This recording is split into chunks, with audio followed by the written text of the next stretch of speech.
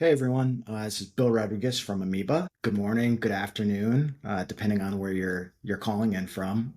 Thanks again for joining us today.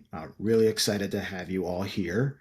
Um, Looks like we have a great turnout, so we really appreciate you spending time with us today to learn a little bit more about what we're building for marketers here at Amoeba. We have a few sessions lined up for you today. First, we'll kick things off with a keynote from our founder and CEO, Tupa Derace. From there, we're going to dive into the platform and show you all a demo. And then we'll wrap things up with a customer case study. We've invited one of our early users, Daniel Pinkston from Hearth, to join us to chat more about his experience on the platform. So we encourage you all to stick around for that. But real quick, before we jump in, just a couple of quick housekeeping items. First, this session is being recorded, so be sure to keep an eye out on your inbox after today's event, and we'll send along the link in case you want to revisit, rewatch, or share it. And second, if you do have any questions, feel free to drop them in the Q&A panel, and we'll be sure to get to as many as we can at the end. All right. So with that, I'm going to hand things over to Tuba to kick things off. Take it away, Tuba. Hello, everyone. I'm Chuba Durays, founder and CEO of Amoeba, the AI data scientist built for go-to-market teams. First, I want to thank you all for being here. I'm incredibly excited to share something we've been working on for the last 8 months, something I believe will fundamentally change how marketers operate. So without further ado, let's begin. Today, I'm so excited to be launching Pipeline Intelligence, the world's first proactive pipeline observability platform powered by Amoeba's neurosymbolic AI agents. Now, when I say observability, I don't just mean visibility. In engineering, observability is the ability to detect, understand, and respond in real time to what's happening in a system. With Pipeline Intelligence, marketers can get that same kind of instant clarity. Marketers know how to generate pipeline. We've got tools for ads, automation, dashboards. But let me ask you this. How many of those tools actually remove the heavy lifting, the guesswork, the digging, the delayed reporting? How many can show you exactly what's happening, why it's happening, and what to do next before the performance takes a hit? That, in a nutshell, is Pipeline Intelligence, powered by Amoeba, and it's never been done this way before.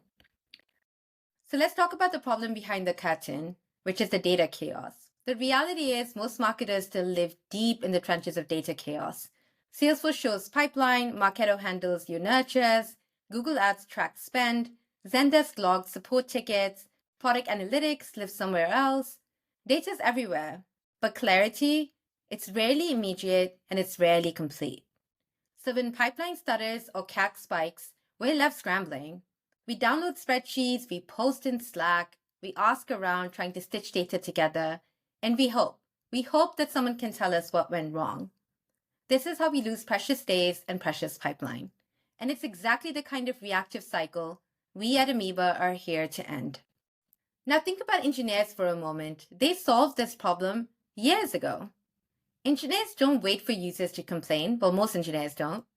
They have logs, metrics, real-time alerts, and systems that tell them instantly where something broke, why it broke, and then how to fix it.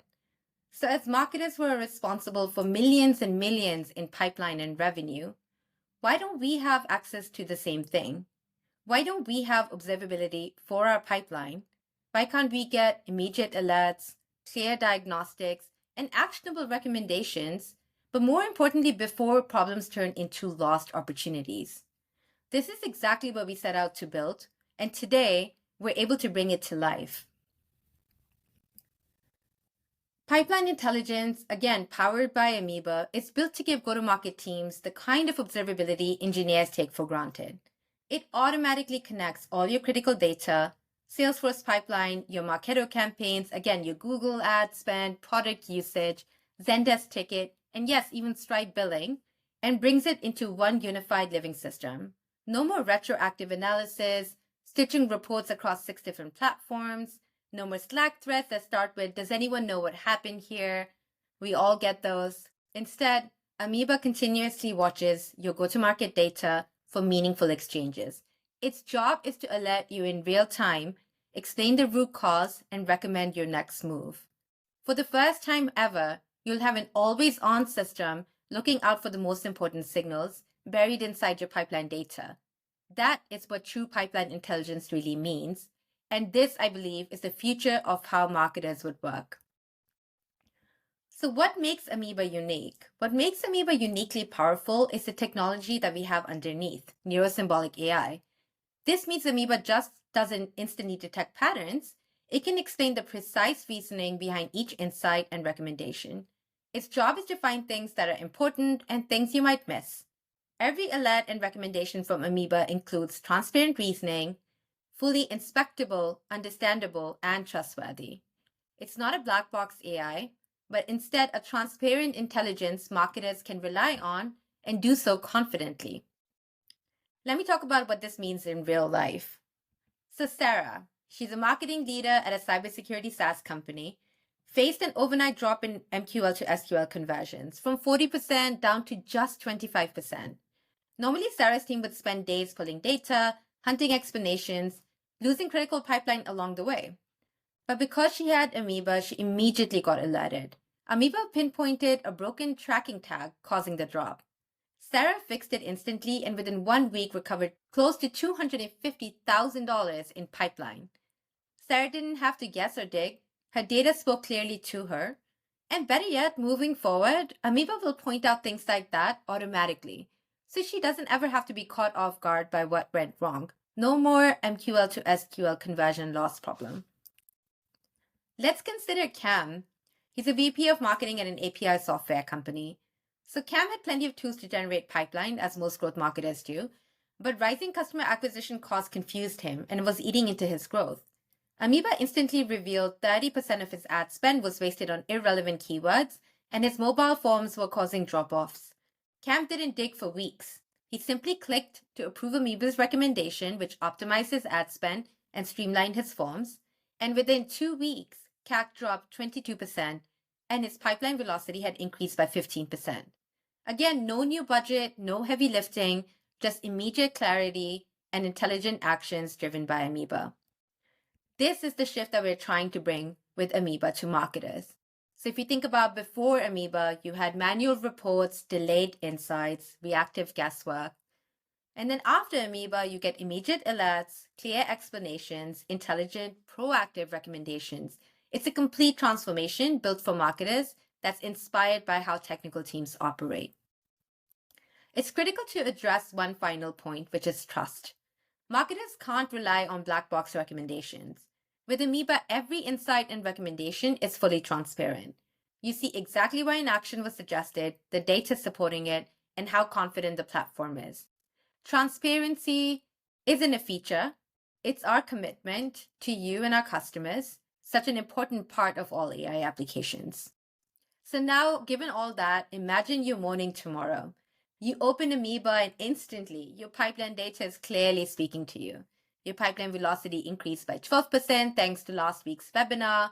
Form completions dropped 8% yesterday, caused by a confusing new headline. No more guesswork there.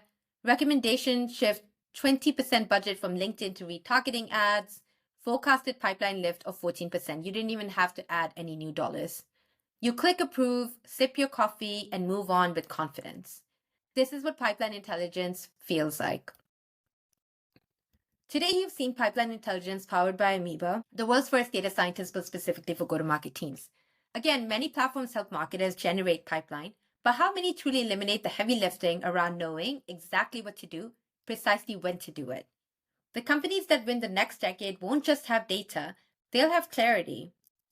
They won't just chase pipeline data, the data will come and speak clearly to them, guiding every decision proactively and intelligently. They won't directly jump to automation, but will need an intelligent system continuously guide what to automate. I'm inviting you today to stop chasing answers. Let your pipeline data speak clearly and proactively to you. So welcome. Welcome to this new era of pipeline intelligence. Welcome to Amoeba. And coming up next, let me show you exactly how it works in our product.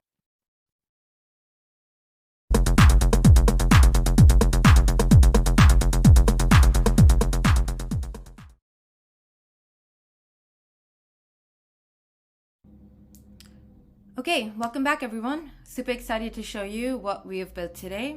So again, this is an actual demo. There's no smoke and mirrors here, so bear with us as we kind of walk you through how this pipeline intelligence platform powered by Amoeba works. So as you see here, I am in my landing page, which is Nucleus. This is the place where you would come to track all of your goals. There's already a goal set up for us, which is our ad conversion goal, but we're going to go ahead and get started and set up a brand new goal. So I simply just click the button to add a goal. In this case, I'm going to be creating a goal around high volume ads. So let me go ahead and add that.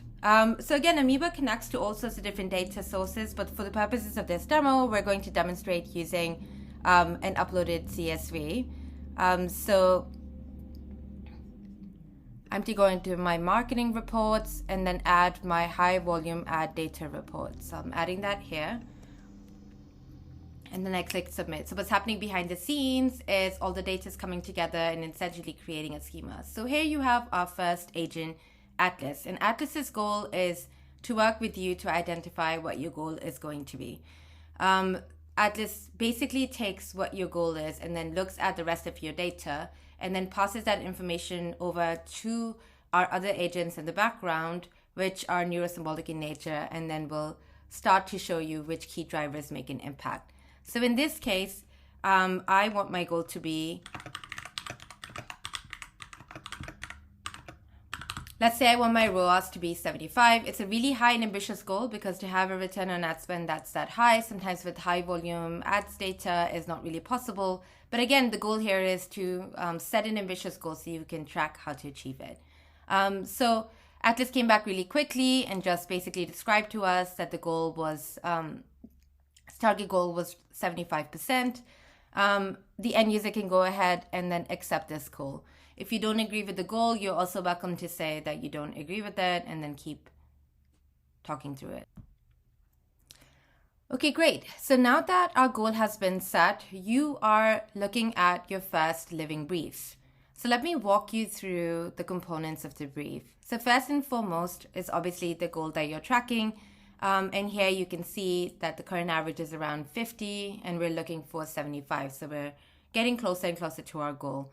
Now remember, this is the only thing that you're setting. Everything else that you see here is all system generated.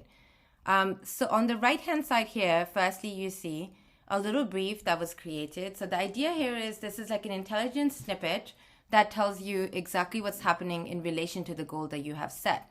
Anytime you see a green or a lime green bubble within our application, that is our Amoeba agent essentially trying to explain what's happening behind the scenes. So again, our agents have observed a positive trend in ARPU, etc. That's what it's trying to show you. So if I scroll down here, you get to the My Insights section. And the My Insights section is essentially showing you which are the key drivers sitting in your data that are most closely related to the goal that you have here. So within all of those insights, again, you get a value and you get a little bit of an explanation on why this is important. This is an attempt for us to build trust within the outputs that we're providing. Depending on how extensive your data set is, in this case, my data set was really tiny, you can imagine these are more detailed or more in-depth and multivariate in nature. So if your data set is, say, an average amount of ads data that you would connect, multivariate would mean it would include a couple of different variables together as your key drivers.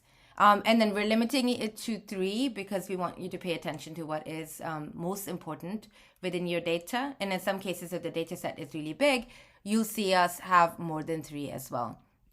Now I'd like to point your attention to what's on the bottom here, which are our recommendations. So the recommendations is basically now that you see what your key driver is, how would you go about impacting that key driver?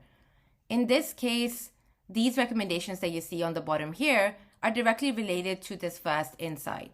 So if I was to click on the second insight, obviously the recommendations change as well. If I was to click on the third insight, the recommendations change. So we made them specific to the key drivers because, again, the objective here is using these recommendations to impact what happens to this key driver. So let's say I'm browsing through these recommendations, and Some of them, again, as you see, are data related because in some cases we find that the data that folks have connected is not substantial enough. And some of them are cross-departmental in nature because it could have something to do with your sales team, with your enablement team, etc. So let's say that we pick this as our first insight. And within it, let's say we're picking introduce tiered pricing models as the recommendation that we want to follow. So already from the outset, you understand that the recommendations are going beyond the data that you had connected. So if I select this scenario, you end up on our scenarios page. So what are scenarios? Scenarios is a way for us to be able to implement our recommendation. So for each recommendation, you'll get about 3 scenarios. And the idea here is that you can do multiple things in order to be able to implement this. And we are able to highlight to you the things that would make the biggest impact. So if I click through that, I can introduce tiered pricing launch for new users. I can upsell campaign for existing users, or I can do feedback-driven pricing adjustment. And this thing on the side here, the number on the side, is where you can see how much of an impact it will have on that key driver and ultimately on your goal. So let's say that you want to do tiered pricing launch for new users. So if you come over to this side, you'll see a couple of different things. So this is essentially now we're starting to get into the more actionable part of the platform, which is we're looking at, what would be your primary goal if you were to implement this? What would be a success metric? Who is your target audience and your cohort? What are some challenges and uncertainties that the application has registered? And what are some data and metrics that you would want to track against that? So again, we're already going from not just identifying the key drivers that exist in your data related to the goal that you're tracking, but we're going all the way towards action. So let's say you're picking this one and this is the one that you want to implement. You would simply go ahead and click on generate tasks. Now what's happening behind the scenes here is we're looking through your data and trying to establish what would be an actual action plan that you could take in relation to this scenario. So here you see a scenarios tasks agent, and the job of this agent is to work with you to make sure that any resource constraints or anything specific related to this that was not ultimately shared in your data is talked about between you and this agent. So in this case, your agent is identifying that there are some required resources, including market research, including some technology infrastructure changes, sales training, customer support. Again, it's pretty expansive. And then you'll see some constraints like budget limitations, time frame, customer segmentation.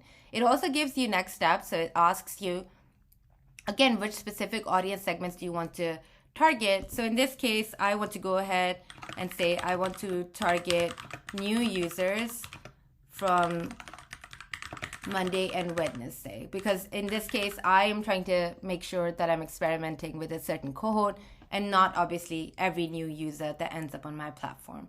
So when I go ahead and submit that, then my agent is essentially looking at the data again, and then based on that selection, it has identified a couple of different things that it will plot out in order for you to be able to implement this. Again, this is all happening automatically, sitting on top of your data, on top of the schema that was created on the fly. So let's say I agree with this. I go ahead and click accept. What happens now is that scenario gets translated into a very detailed task list or an action plan for you. So as you can see, there are a couple of tasks in here, some around budget allocation, some around campaign timing, channel selection. Again, this is driven by the data that you're connecting in. So the higher fidelity the data, the more detailed and nuanced these will be. But I'm a team lead and I'm looking at this and I realize, hey, a thing that's missing from here is that I need to make sure that I'm organizing time with my web dev. So I can go ahead and add a custom task. And I'm going to ask Sarah from my team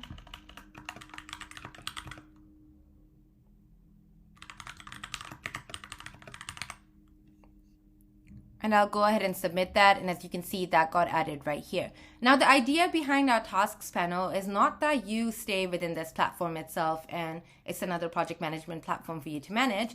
But the idea here is that you basically build your work plan here and then you end up pushing it to Slack or Teams or your systems of action. And again, the idea here is not that you mark these as complete within the platform. that happens automatically if you're doing that in Slack. We read that and we mark these as complete as well.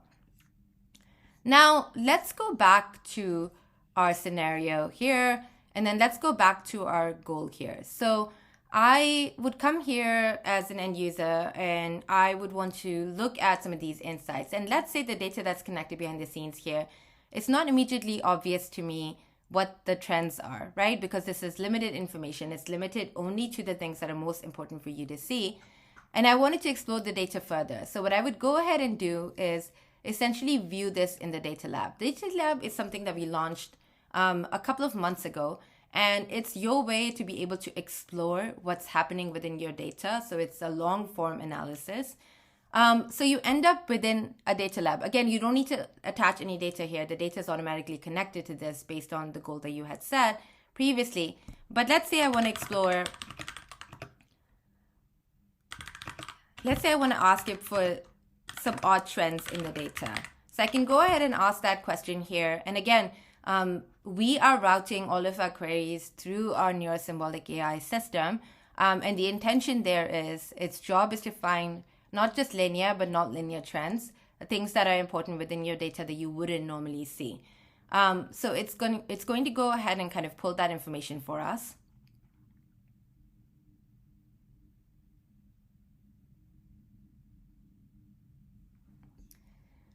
And there you go. So let's see. So it's calling out some fluctuating ROAS. It's calling out cost versus installs, high eCPI with low ROAS, inconsistent ARPU, seasonal patterns, and drop in install.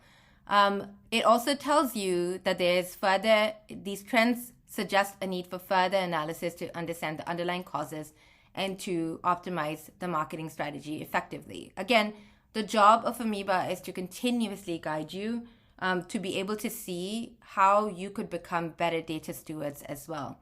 Now, this is one way to explore the data, but let's say that you have data within your system that you want to explore that's not necessarily tied to a goal. That happens to a lot of us. Sometimes we're experimenting with new ICPs, etc. So in the data lab itself, again, you have the opportunity to do a custom exploration, and a custom exploration in this case would be a new exploration that you could start with any data that you have connected to it. And again, the results for you would be similar to results that you see here. But these are living documents that you can continue to come back to and do something with. Now, one last thing that I want to point out here is Cortex. So like all AI systems, our application works best if you essentially give it more context. And the Cortex allows you to do that. So the Cortex right now is capturing any company data that you have. So you're able to give it obviously company name and headquarter, but again, mission statement, vision statement. You could give it differentiators and competitors as well, and some ideal customer profile. You can identify your business goals, your example focus, your go-to-market strategy, etc. The idea here is that this is context that the system can then use to best be situated to answer questions related to your data. So again, you can be as expansive or as reductive as you would like, but the ideal objective here is that you do give it information so it contextualizes it in how you like to do business. And again, on a day-to-day basis, when I come back here to my main nucleus landing page, I can quickly see a blurb of like what has changed in my goal. I can see how I'm tracking against my goal as well. And I can track as many goals as I want. So I don't even necessarily need to go inside each of these goals unless and until something has changed. Again, I hope this was helpful to see and visualize. The biggest thing that I want to point out here is you're only setting a goal. Everything else in terms of what to do, where to do it, all of that is system registered. And that is the power of pipeline intelligence powered by Amoeba. Thank you.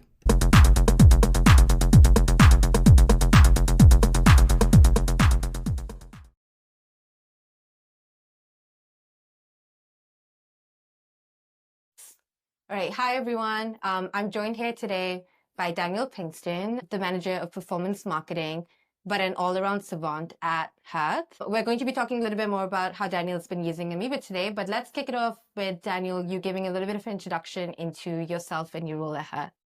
Sure. So First off, really excited to be here. Really excited for the opportunity to chat about Amoeba, which I have grown to love so much in the time that we've been working together. I'm a performance marketing manager at Hearth.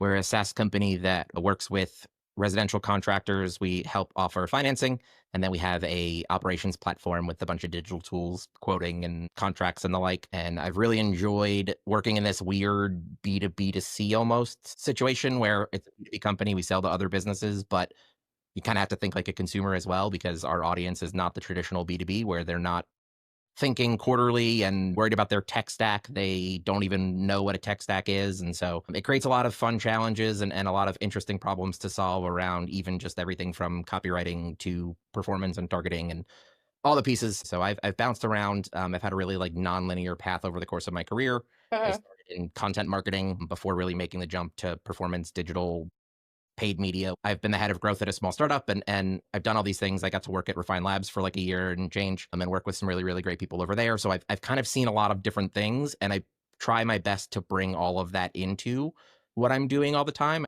I think has made me a valuable asset for the organization that I'm at now and has made me a better marketer overall.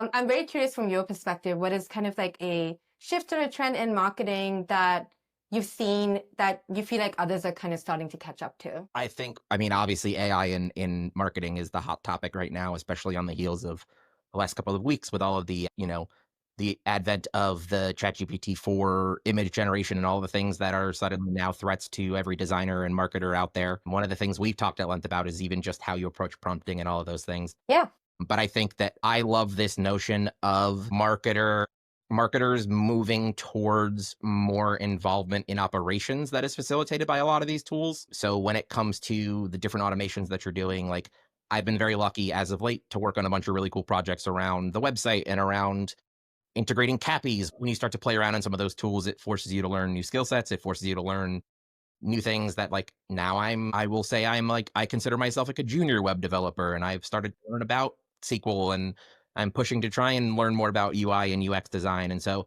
I think that's the thing that everybody's really starting to see now is like the power of a skilled marketer with access to a seemingly limitless amount of tools that is yeah. growing all the time to contribute in ways beyond just the scope of their traditional day to day. And, another part of the reason why I love Amoeba so much is like when I was at Refine Labs and I got to work with a data scientist, which is not always the case. And that changed my whole approach to how I think about analysis and reporting. And the more that you can continue to add that mindset into what you're doing, the better off you're going to be. It's really all about striking a balance between quantitative and qualitative Yeah, and connect those dots and go, this is the thing that I see in this data. Let me dig deeper into the data to figure out why. So you're taking a trend in, a high level trend of lower ad volume on a platform, and you're digging into a spike in CPM that yeah. led to less impressions. And that is the driver for why you're seeing that volume drop. And like those things are areas where there is so much room, I think, for a lot of marketers to grow because it's not intuitive. And that exposure to a data scientist like yourself is something that like I have a tremendous amount of appreciation Thank for. you. Yeah. I think that there are a lot of marketers who are put into situations where they are forced to just grit and bear it when it comes to Hmm. goal setting. And Yeah, so it is a very common situation for a marketer to be handed goals that don't make sense to them in the way that marketing typically works. Most marketers with a couple weeks of education could do performance marketing the day to day in terms of in platform management yeah, as well as folks who have been doing it for 15 years because there's only so much to the systems and to there's only so much within a Google campaign that you can do to optimize, yeah, right? The other part of it, that other 25% that really makes the difference is how you incorporate the overarching strategy, how you make sure yeah, that everything that you're doing is building towards something larger. All the things you kind of hear about, especially in B2B world, the lead cycle times and all the things that sales is focused on from a speed to lead and all those things, they matter in some ways, but there are a lot of ways that they don't. Get short-term goals and long-term goals that align because that's what's in the best interest is that like you want everything that you're doing to be building towards something bigger. and I feel like part of the development we did together for Amoeba in showcasing that, you set your higher level goal, but outside of that, unlike a traditional dashboard, it just like tells you, these are the other key performance indicators you need to pay attention to. these are like the scenarios or the benchmarks or the simulations that you can apply in order to get there, you'll never end up in a situation where your short-term goal is creating some conflict for your longer-term goal. Would you agree with sort of like this is how you're thinking about it as well? I would, and I would take it a step further to say that it also creates the opportunity to push for more short-term goals and things. It like in the context of the spend on brand awareness, which is always a kind of hot topic Yeah, conversation, especially when you work at an organization that is very bottom of the funnel oriented. So spending on anything that's not driving an immediate result becomes like a taboo topic. yeah, But one of the projects that we started working on was like measuring the impact of running ads on Reddit on our other channels. And yeah, so that is a complex calculation that is well beyond my means of data analysis, in part because it's such a large data set, but also it's just like the multifactorial nature of it and all of the pieces. And so it's like by having Amoeba in my pocket and being able to go and say, like, okay, we're not measuring leads, but we're measuring how running ads in an awareness sense is impacting our cost pers on our acquisition channels and yeah. seeing positive lifts there, going to be able to paint that picture for leadership means that not only am I going to be able to continue to run the channel that is clearly providing a benefit, but I'm earning those little bits of trust that I can compound and stack up for the next big swing that I want to take. And like those are the moves that you want to be making as a marketer at this point, where like those are the things that it takes to continue to grow. No, So, absolutely. 100%. And I well, think like, part of you were very keen in bringing in like senior leaders from your organization as well, because one thing we kind of help co-develop is like on the experiments that you want to run, can Amoeba kind of help you find evidence of like, this is a good bet to take. So taking some of that risk out of the equation, so then you end up with a more substantiated like risk profile in terms of like what you are trying out. it also is a really, really good just driver when you're kind of locked in on an idea and then you're not thinking about all of the other ways you could potentially achieve the same result. Mhm. I think that one of the biggest fatal flaws that marketers make is that they overmarket. We often think like because we are marketers, we know best, and that's not always the case. Yeah. So it's nice to know that like I could go in and I could say this is the desired outcome and the tool can give me a presentation of something that I'm not thinking about if my goal is to improve conversion rate and I'm just focused on, the design side of it, but there's something content wise or, all these different pieces that you can combine Yeah.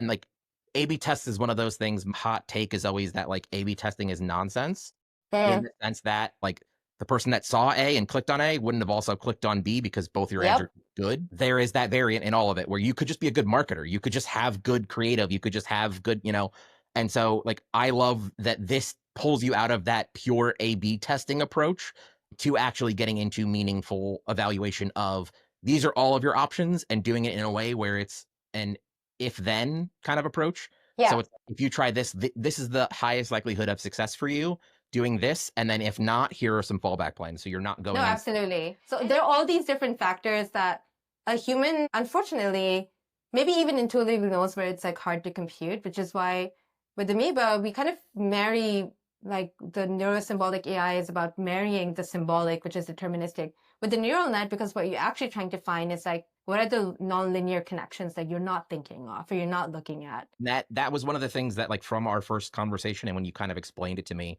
really kind of blew me away.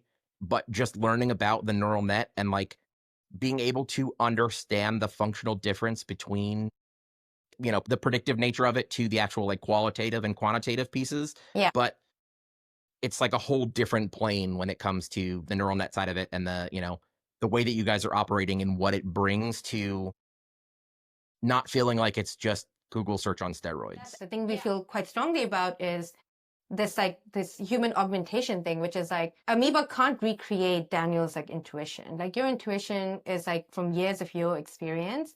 But what Amoeba can do is based on your intuition, then also give you some options of what you could play with and make sure you understand their risk profile. So then when you apply your intuition and pick the scenario to sort of implement, you know that even within your thinking, you're picking the best route to go. And it's backed by data, most importantly. Stuff like if you think about it, like most performance marketers are asked to report on platform data, Yeah. but platform data only tells the story up to the point of acquisition. So one of the things that I was testing was how do we measure that performance for Reddit, not just on the top level of like the platform data, but also down funnel performance. And then to be able to go and have a conversation about, where solving for multi-touch attribution Yeah, is what that ultimately is doing in this way where it is like data backed and not just dependent on can we get cookies from this platform that doesn't want to let us get that's true. cookies and That stuff. is true.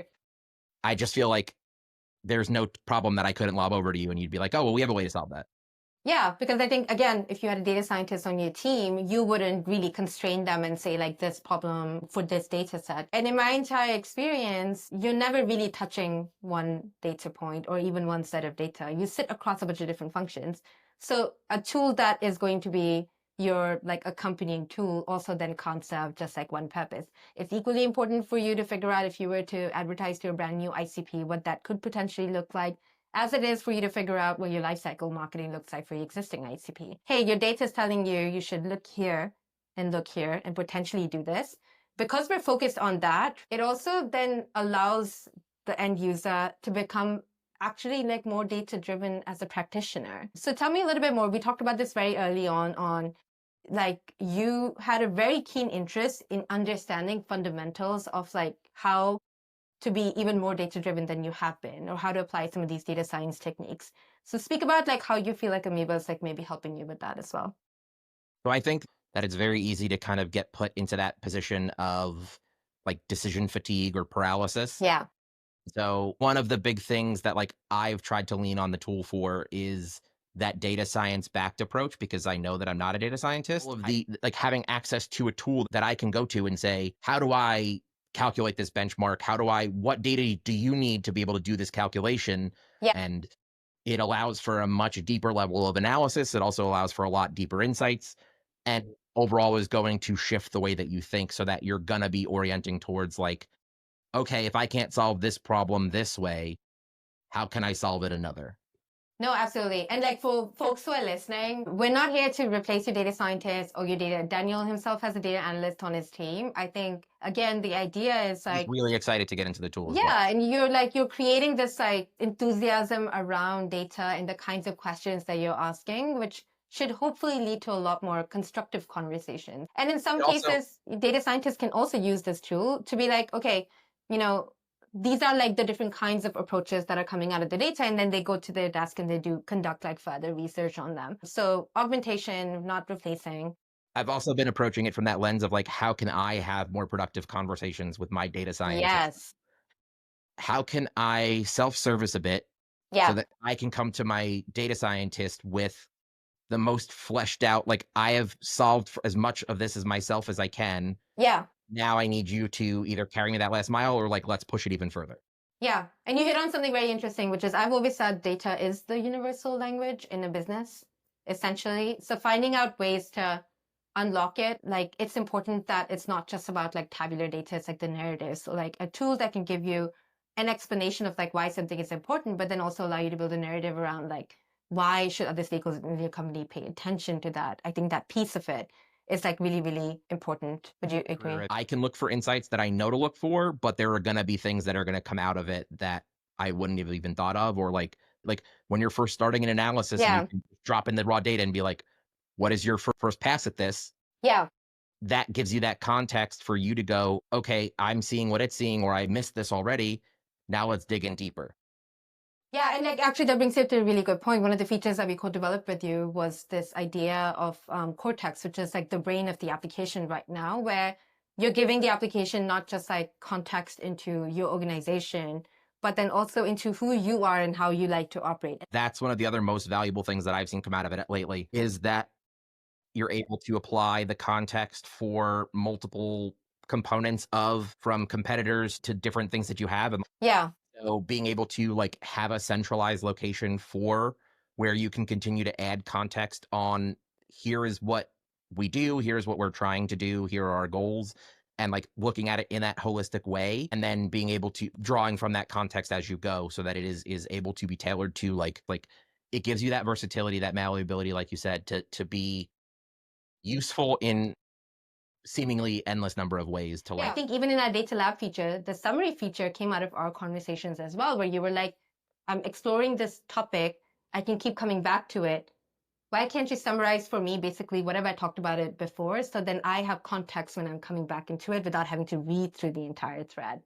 And like having that not just be in memory, having that be visible to you as an end user, so you That's know especially where the relevant context is. because as I'm sure everyone in marketing like experiences, there are some things, some analyses or reporting or whatever that you're doing on a regular cadence. And then there are things where you're like, we need to fix this problem, or like, Yeah. I have this idea. And so having that versatility and flexibility to go and like context switch between if I'm connecting all the data and it's giving me these updates and monitoring it for me, No, that's just absolutely. always just operating from an informed perspective, which is We're always, again, like for those folks who are already kind of trying out the platform or like will be on the platform soon, there are fingerprints of Daniel in some of our early discovery days, like throughout the entire product. thank you for having me and for letting me yap and share my many, many strong opinions about many things, work and non-work related. No, absolutely. And again, second, another plug, any startups, like if you're building in this space and, you know, Daniel's like pretty great about offering his time, but also very upfront about like what he kind of needs, etc. Ping him. He is like the perfect design partner you can have in your early stages. But if you're not nice to him, then I will come after you. All right. Thanks, everyone.